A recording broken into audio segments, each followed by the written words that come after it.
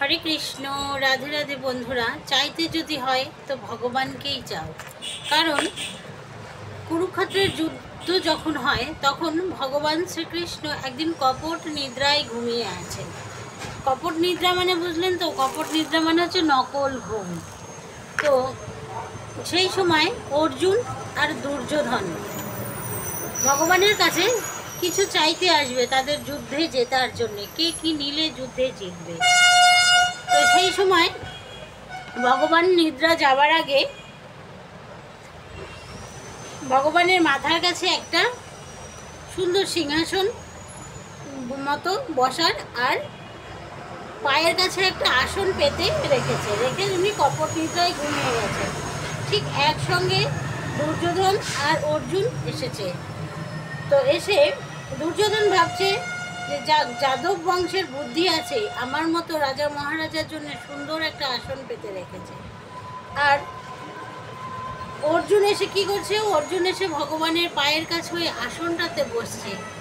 অর্জুন মনে মনে ভাবছে, কেশব তোমার পায়েই তো আমার আশ্রয়, তোমার চরণেই আমার সব। এই ভেবে অর্জুন চরণের কাছে বসে আছে।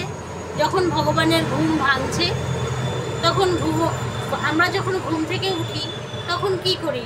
পায়ের দিকেই নজর যায়। আমরা কিন্তু এইভাবে মাথার দিকে চাই না, পায়ের দিকেই চাই। তো এই সময় ভগবান জেগে অর্জুনকে প্রথম দেখছে। তো ভগবান বলছে, আমি প্রথম অর্জুনকে দেখেছি, তাহলে চাবার পালা অর্জুনের। তো অর্জুন বলো তুমি কি চাও? তো অর্জুন বলছে, কেশব আমি আর কিছুই চাই না, তোমার সেনা, অক্ষবাহিনী সেনা, হাতি ঘোড়া কিচ্ছু চাই না, তুমি শুধু আমার রথের সারথি হও। তো কেশব অর্জুন মনে মনে ভাবছে, তুমি আমার যুদ্ধের রথের সারথি নাও কেশব, তুমি আমার জীবন রথের সারথি হও। তাহলে এই বলে ভগবান বলল তথাস্তু।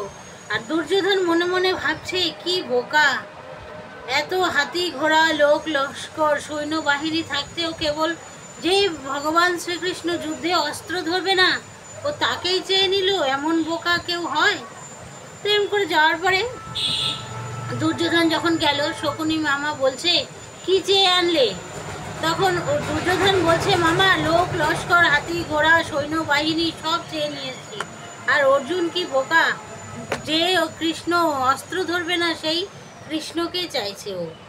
তো এইভাবে যখন যুদ্ধ হয় তখন অর্জুন ভগবানকে সবকে বলছে, কি সব এরা এত সেনাবাহিনী, এরা যদি কেউ আমাকে তীর মারে আমার তাহলে কি হবে?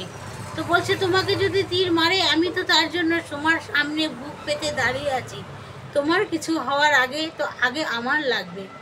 তো এই বলে যখন ঠিক ভগবান এই কথাটা রেখেছিল, জানো, ভগবান বলছিল যে তুমি মরার অর্জুন, তুমি মরার আগে আমি মরবো, তুমি আমার শেষ কৃত্য করবে, সেরকম শেষ সময় কাজের সময় থাকবে। তো এরকম বলার পরে যখন ভগবান মারা যায় তখন অর্জুন পঞ্চপাণ্ডব ভগবানের শেষ কাজ করেছিল। তো এইভাবে যদি ভগবানকে চাওয়া যায় তাহলেই সব পাওয়া যায়।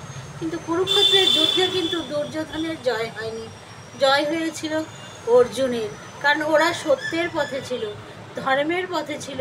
আর ভগবান যার সহায় হয় তাকে কি কেউ পরাস্ত করতে পারে? তাই চাইতে যদি হয় ভগবানকেই চাও। ভগবান যদি কৃপা করে করুণা বর্ষণ করেন তাহলে তার আর কোনো কিছুর প্রয়োজন পড়ে না, কোনো কিছুর অভাব থাকে না। দুর্যোধন এত কিছু নিয়েও পরাজয় স্বীকার করলো আর অর্জুনের জয় হলো। হরে কৃষ্ণ। রাধে রাধে।